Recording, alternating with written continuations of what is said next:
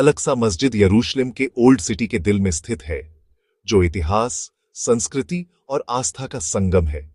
यह मस्जिद न केवल एक धार्मिक स्थल है, बल्कि सदियों से चली आ रही परंपराओं और मान्यताओं का जीवंत प्रतीक भी है। यरूशलेम 3 प्रमुख धर्मों, इस्लाम, यहूदी और ईसाई, का साझा पवित्र स्थल है, जहां हर साल लाखों श्रद्धालु और पर्यटक आते हैं। यहाँ की गलियों में विविधता और आस्था की अनूठी झलक मिलती है। अल-अक्सा मस्जिद हरम अल शरीफ या टेम्पल माउंट परिसर का हिस्सा है, जिसमें डोम ऑफ द रॉक भी शामिल है। यह पूरा क्षेत्र धार्मिक और ऐतिहासिक दृष्टि से अत्यंत महत्वपूर्ण है। मस्जिद की नीले धूसर गुंबद वाली पहचान, प्राचीन पत्थर की दीवारें और बारीक नक्काशी इसकी भव्यता को दर्शाती हैं। इसकी वास्तुकला में इस्लामी, बीजांटाइन और उमैयद काल की छाप साफ नजर आती है। इस्लाम में अल-अक्सा मस्जिद मक्का और मदीना के बाद तीसरा सबसे पवित्र स्थल मानी जाती है। यहाँ नमाज पढ़ना और इबादत करना मुसलमानों के लिए बहुत बड़ा सौभाग्य माना जाता है। इस मस्जिद से जुड़ी सबसे महत्वपूर्ण घटना इज़रा और मेराज है, जब पैगंबर मोहम्मद ने यहीं से स्वर्ग की यात्रा की थी। यह घटना मुसलमानों के लिए आस्था और प्रेरणा का स्रोत है। शुरुआती इस्लामी काल में मुसलमानों का पहला किबला यही था, यानी नमाज के समय वे इसी दिशा में रुख करते थे। बाद में किबला मक्का की ओर बदल गया, लेकिन अल-अक्सा का महत्व कम नहीं हुआ। यहूदी धर्म में इसे टेम्पल माउंट कहा जाता है, जहां कभी राजा सोलोमन का भव्य मंदिर था।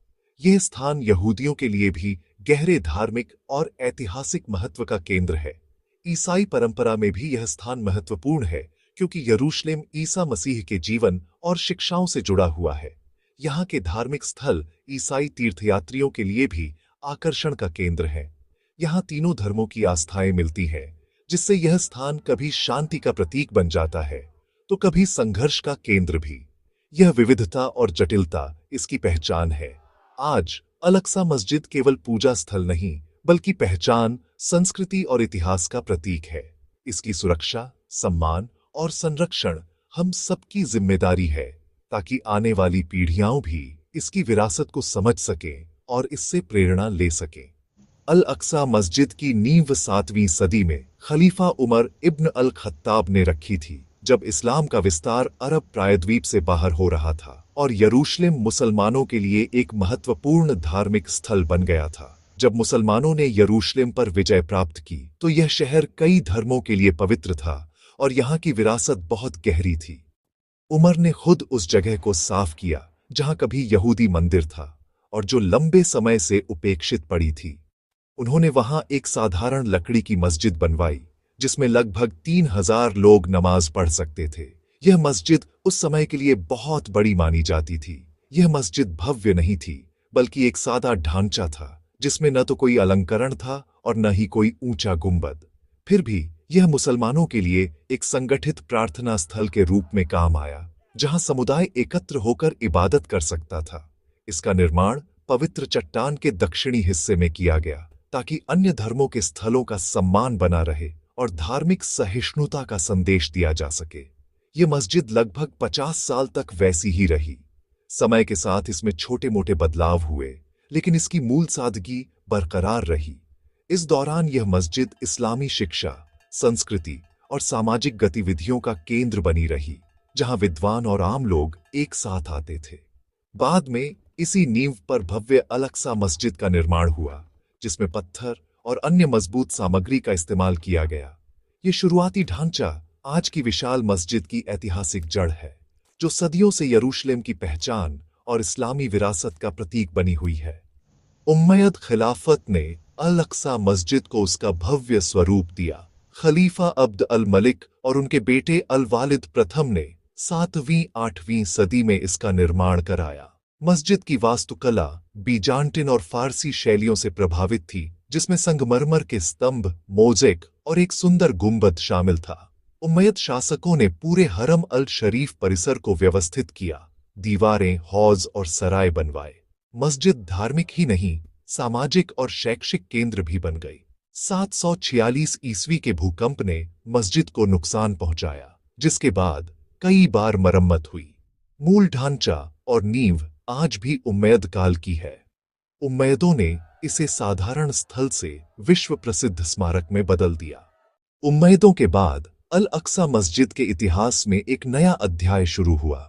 अब्बासी और फातिमी शासकों ने मस्जिद के पुनर्निर्माण और विस्तार में अहम भूमिका निभाई। इन शासकों ने न केवल मस्जिद की मरम्मत करवाई, बल्कि उसकी भव्यता और धार्मिक महत्व को भी और अधिक बढ़ाया।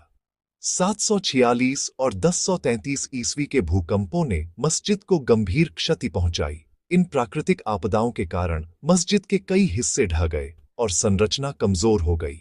अब्बासी खलीफा अल मंसूर और फातिमी खलीफा अल जाहिर ने मस्जिद का पुनर्निर्माण करवाया, जिससे मस्जिद को नया जीवन मिला।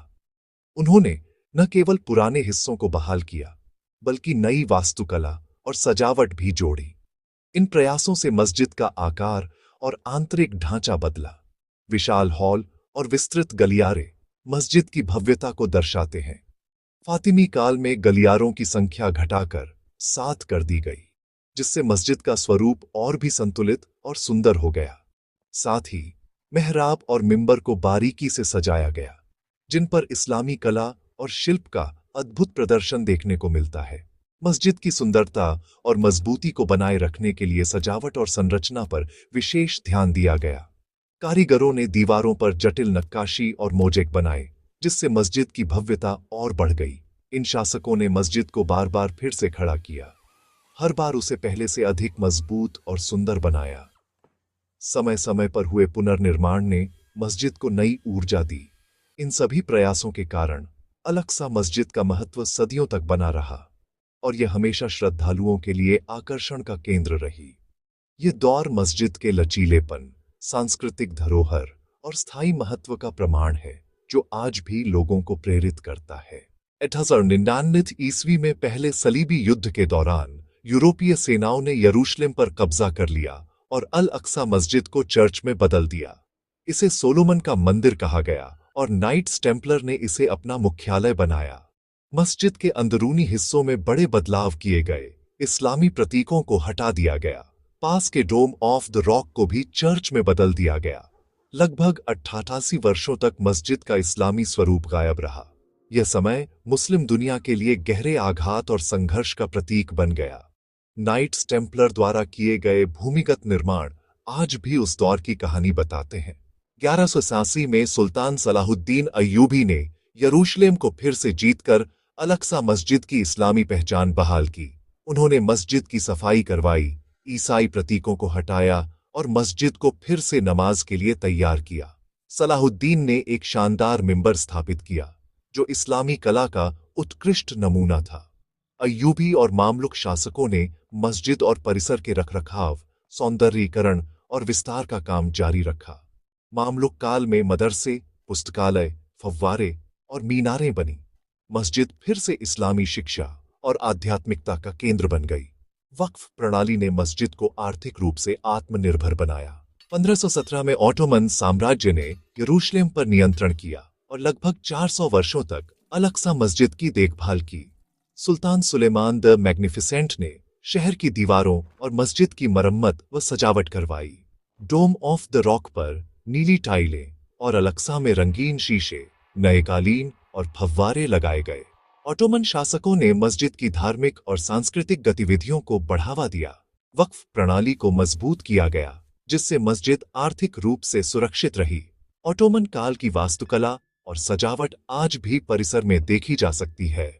प्रथम विश्व युद्ध के बाद 1917 में ब्रिटिश शासन शुरू हुआ, लेकिन ऑटोमन काल संरक्षण का स्वर्ण युग रहा। अल अक्सा मस्जिद की वास्तुकला विभिन्न युगों का मिश्रण है, जिसमें 7 गलियारे, संगमरमर के स्तंभ और नीला धूसर गुंबद शामिल हैं। मस्जिद के स्तंभों में कुछ प्राचीन रोमन और बीजांटिन इमारतों से लिए गए हैं। अंदर की पच्चीकारी, नक्काशी और रंगीन शीशे इसकी सुंदरता बढ़ाते हैं। 20वीं सदी में मस्जिद को कई चुनौतियों का सामना करना पड़ा, जैसे 1967 के युद्ध के बाद इजरायली नियंत्रण। मस्जिद का प्रशासन जॉर्डन के इस्लामिक वक्फ के पास है, लेकिन सुरक्षा इजराइल के हाथ में है।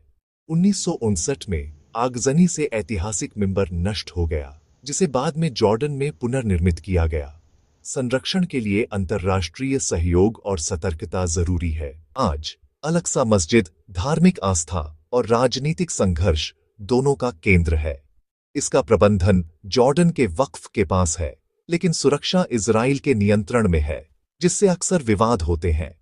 फिलिस्तीनी मुसलमानों के लिए यह उनकी पहचान और संप्रभुता का प्रतीक है। यहूदियों के लिए यह टेम्पल माउंट है, जहां उनके मंदिर थे, और कुछ समूह यहां प्रार्थना के अधिकार की मांग करते हैं। परिसर में किसी भी घटना का असर पूरी मुस्लिम दुनिया में महसूस होता है। संयुक्त राष्ट्र और अंतर्राष्ट्रीय संगठन इसकी सुरक्षा और यथास्थिति बनाए रखने की अपील करते हैं। अल-अक्सा का भविष्य यरूशलेम और इजराइल फिलिस्तीन संघर्ष के समाधान से जुड़ा है।